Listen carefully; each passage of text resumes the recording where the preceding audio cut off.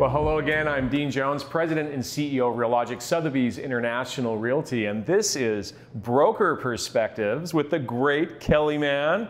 Kelly, I'm so glad to have you and to introduce you to our audience. Tell us a little bit about Kelly Mann and your journey to RSIR. Yeah, absolutely. So it's funny, it's kind of my third act and best act. I was a land use lawyer and for a number of years, and then I was with Urban Land Institute. So it's kismet that we're back together, but bringing the band back together. I think bringing back the band is going to be the theme for sure. And so after being a land use attorney and ULI, what were your other pursuits in life that brought you to us here?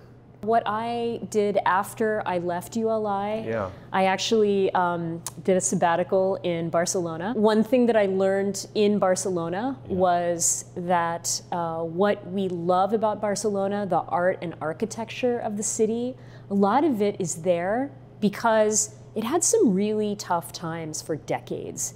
And literally the Catalonians did not have enough resources to build new buildings.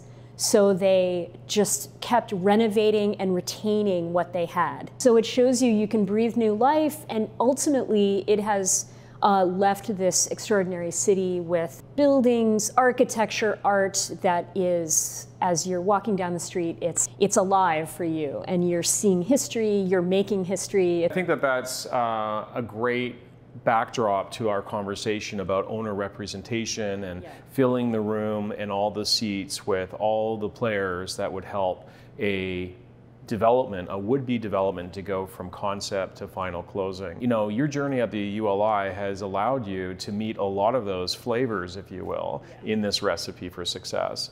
And you know, give us a little perspective about the kinds of people that you met as a land use attorney, but also as a ULI head for the Pacific Northwest in the most meteoric time in one of the fastest growing cities in the United States. I mean, boy, that's a lot of handshaking. It was the most exciting time to be at ULI, to see the region, the city and the region grow.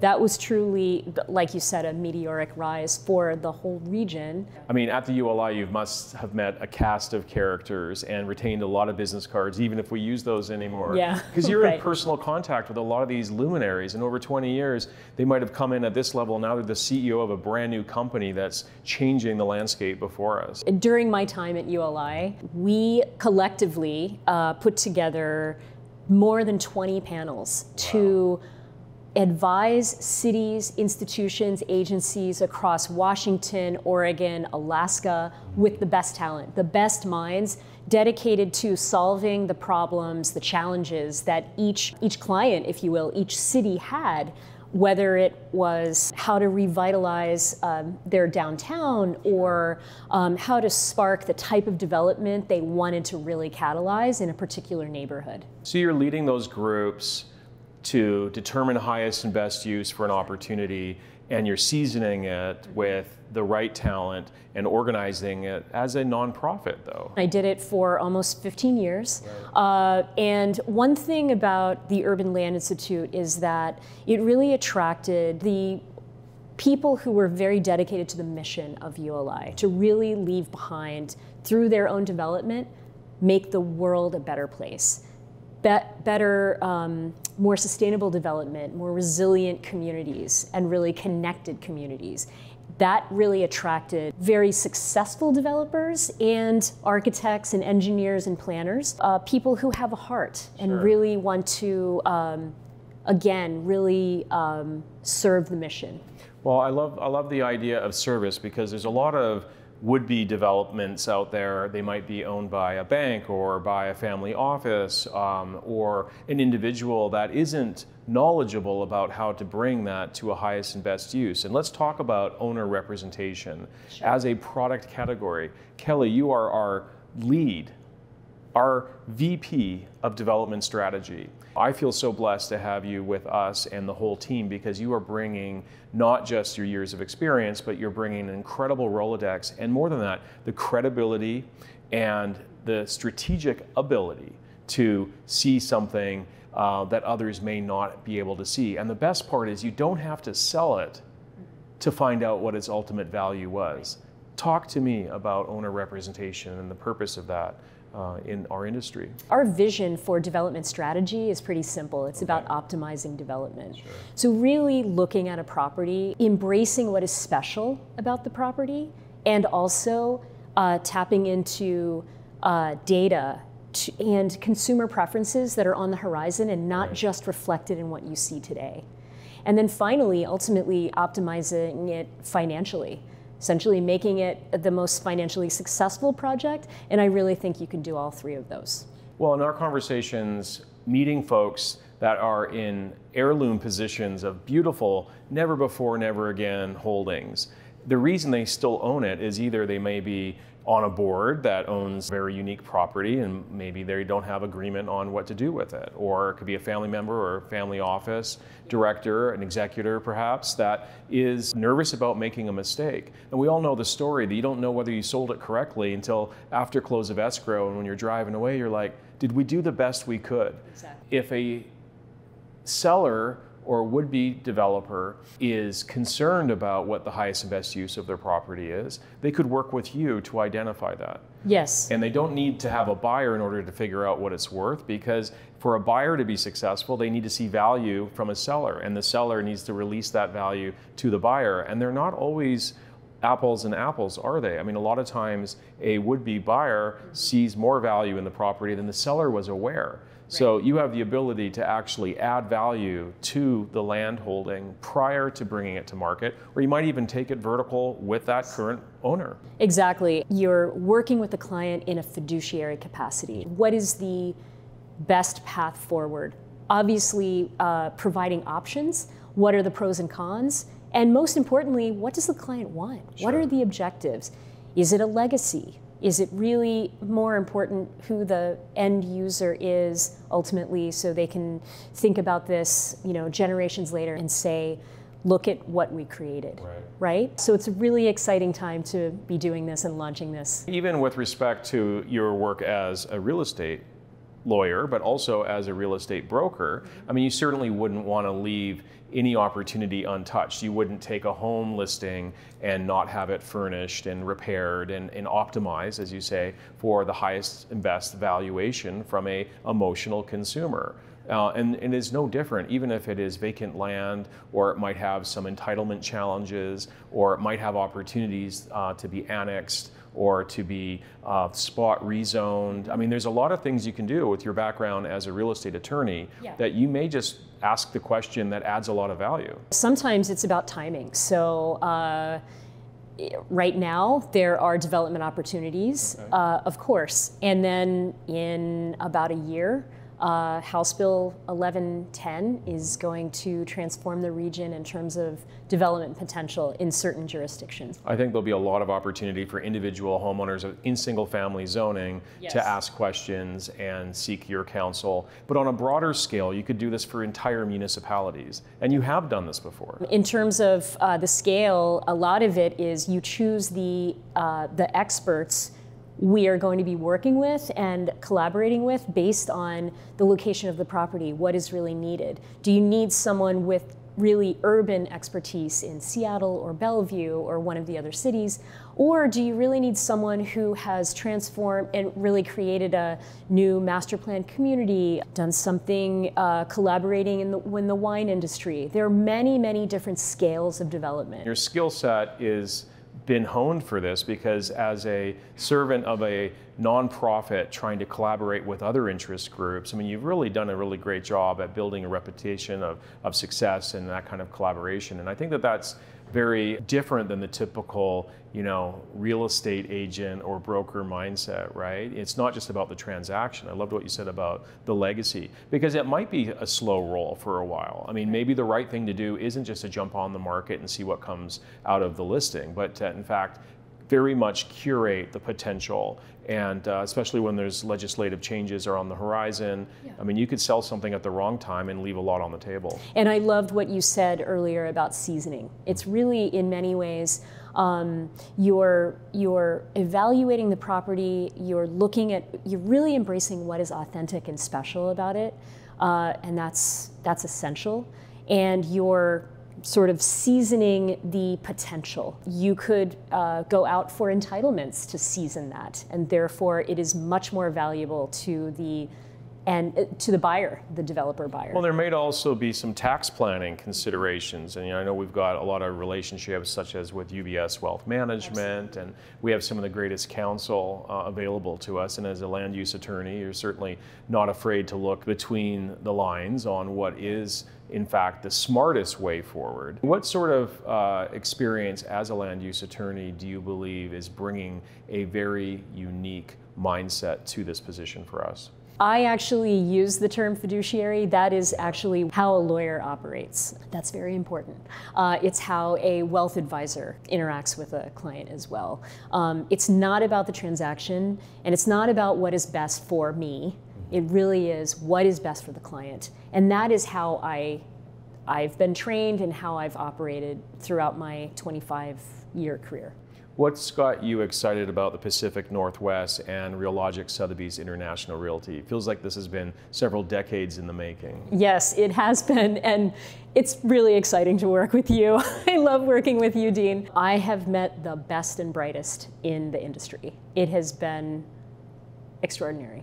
I've really enjoyed it. And I'm excited about the Northwest because Seattle is absolutely still on the rise. It has been on the rise. Every city in the US and across the globe really has had some issues, a lot related to hybrid work that sometimes can be complicated. It's a beautiful city, a wonderful lifestyle. Living in Seattle, you can have a home on an island. You can live in a vibrant urban center. You could also live in the mountain and yet still essentially have the same work environment that you have. So this flexibility is actually quite exciting. Well, there are some game-changing things happening with legislation. Obviously, we've got a U.S. presidential election. We have House Bill 1110 here on the state level. Sound Transit 3, laying down 116 miles of track. I mean, there could be upzone opportunities on these rail stations. We have fast ferries going out to Kitsap County now. I know we're talking to some folks out there about what is the future, that you're only 30 minutes float away from the most beautiful commute I can think of in Puget Sound now. So there's just game changing all around us, and that requires looking at it from a very holistic point of view. You can't see the forest through the trees sometimes. Those are gonna bring a lot of opportunities, and it might be a landowner, it might be a municipality, or it could be a family office, it could be a timber company. All of these potential clients of Realogic Sotheby's International Realty as a fiduciary to take you from concept to closing. And we can bring as much or as little along that way. As you know, I'm a developer. Now we run this beautiful vessel that includes all these components. And Kelly, this land experience and this development advisory group and being an owner's representative as a fiduciary with your pedigree, with your relationships and your strategy, just the creativity, it is extraordinary. And why do you think it's a good time right now to be making these announcements? I think it's exciting because, well, you talked about access. There are some really important transportation investments that are happening, really opening up and really unlocking parts of the region to allow essentially a walkable / seamless transportation access to them. And they're beautiful parts of the region, so that's an exciting aspect that's very new. Another thing that we're really tapping into that I've learned is that there are some evolving consumer preferences. We're able to, at Sotheby's International Realty, to really tap into what is ahead, what is percolating kind of in the minds of the consumers, the people who want to live in these communities. Absolutely. So it's really important to be able to tap into that, and that's truly rich data. I mean, they say a prophet's not recognized in his own land at times, and we have the benefit through Sotheby's International Realty to have a global view of development trends and also equity transfer of wealth with international foreign direct investment. I mean, we're here in a gateway city. We've certainly seen our share of interest from the Pacific Rim, and some of the greatest ideas in development or transportation or housing or all of the above, or private-public partnerships. I mean, the creativity that is discoverable around the world, it can all be digested and can be applied right here in our backyard. In fact, it has. I mean, working with William Justin, another fan, I just think he's extraordinary, former director, planner there at the city of Seattle, but it was the tower spacing and the tall and slender tower zoning that was actually borrowed in part from Vancouver, BC, my hometown, back in 2006, when Mayor Schell put the Center City Plan together. And he was and the late Blaine Weber with Weber Thompson Architects, that was the archetype of the tall and slender tower at 1521 2nd Avenue. And it was an absolute catalyst for downtown Seattle. And since then, we've been the fastest growing large city in the United States, and over 35,000 multifamily housing units have been developed. So a single policy change based on a luminary idea applied to a logical, municipality can create very quick change. And I think that with the pressures that we have on us, whether it's for taxation or affordable housing, there's numerous interest groups that benefit from the ecosystem that comes from this kind of change. Yes. And you have that capability of working with landowners and municipalities to bring that about. Absolutely, and I would actually say that I completely agree with what you've just said, and it's a two-way street. Seattle is a source of inspiration for developers across the globe. Really, they've been looking at, Seattle has been very much at the forefront of conservation development, for instance, cottage housing, a lot of product types that we now just kind of, we hear about in a lot of markets, but really Seattle was really leading the way. So how would an individual broker or family office or municipality work with you, or a landowner? I guess it's all the same. Well, here's the thing, and I don't think that we necessarily have an exact answer to this, but several residential brokers came up to me and said, wow, that was great. I really want to learn how I can collaborate with you, which is what we wanted, right? Sure. Wanted to spark those conversations. When one of your friends or a contact or in your sphere, when that person is really needs a transition, whether that is unfortunately a death or a divorce or something like that. There's also development, right? So that is a topic of conversation to have with a client, because what you're doing, what a broker here would be able to do is to essentially tap into decades of development expertise. I would say, yes, I'm including mine, but really I'm including, the experts we are collaborating with, right, who we would bring to the meeting based on where the property is, what is the likely development that would result in. It makes perfect sense. I mean, brokers are asked all the time for a BOV, a broker opinion of value. Right. But this is really a BOP, it's a broker opinion of possibility. I love it. And I think you're uniquely qualified. How is this going to keep you energized for this next chapter in your career? Well, who wouldn't be energized? I think it's fantastic. It's pretty remarkable that I think what we're describing and what we're putting together and launching together is completely aligned with my background, my passion.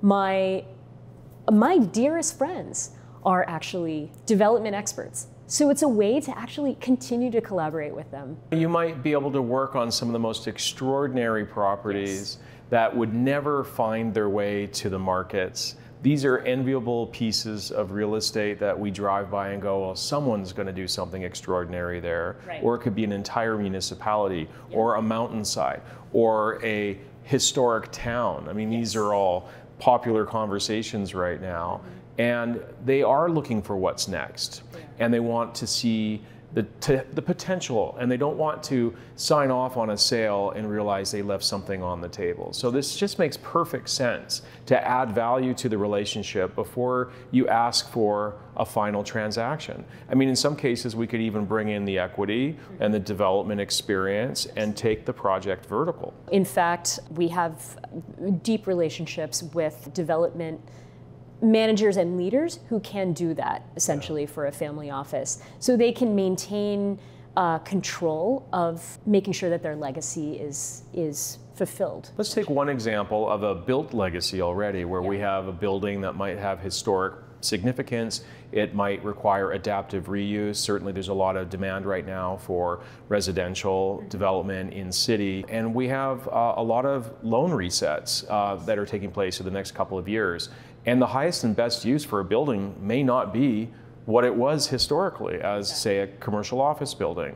How will that apply with your experience and your passion to create a spirit of place, knowing that we have the ability to do adaptive reuse? It's an answer, essentially. Adaptive reuse is an answer to really a huge challenge we have. We have a housing attainability crisis, and really just the lack of housing choices. That's really as simple as that.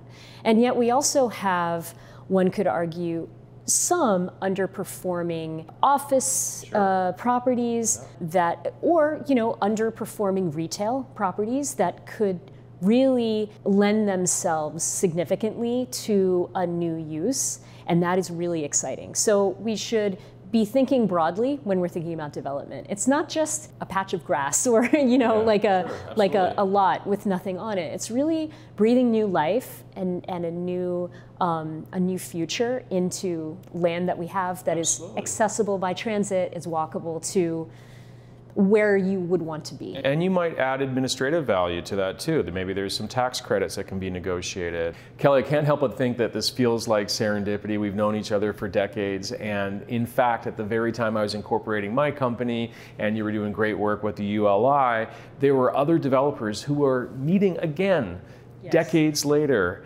representing them with their projects that have taken literally decades to get to this point. We're working on some of the most exciting collaborations in 3 or 4 counties with the largest master plans in each of them. I mean, what kind of responsibility and also what kind of result do you think is going to come from your activities?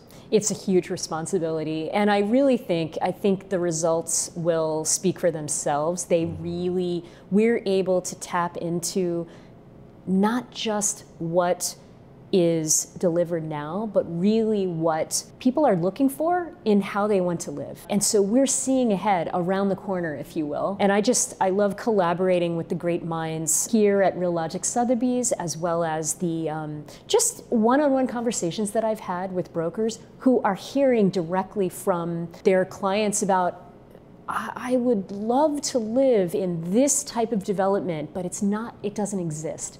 So we're able to tap into that intelligence. It's very exciting. It is a little more interesting to be involved in new development, because new should be novel. Otherwise, it's just production development, and that's a little less exciting.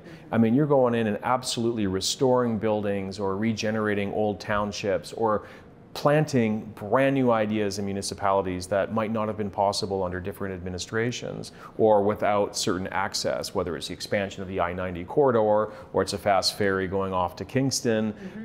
It's kind of a brand new day. And I gotta tell you that the timing of this collaboration might just be perfect. We're seeing this inflection point in the marketplace. We're watching demographics very closely. We're looking at changes in administration, both on the federal level as well as the municipal one. And it just feels like, 100 years after the last pandemic, when social collaborations became important, maybe we'll open a speakeasy together and put on a frapper dress and do Absolutely. Why not? Because as long as we can avoid, the crash of the stock market, Yes. But I do think history does teach us a lesson, and it sometimes repeats itself. And I will say that this roaring 20s mentality might come back, and I'm just glad to do it with you. Awesome. Let's do it, Dean. Rock and roll. Okay. Well, thank you, Kelly, and thanks to our audience for listening. This has been Broker Perspectives. I am Dean Jones. We will see you next time on the next edition. Feel free to follow us on social media, leave a comment, and if you have an opportunity you'd like to speak to Kelly Mann about, reach out to us. We'll be glad to help.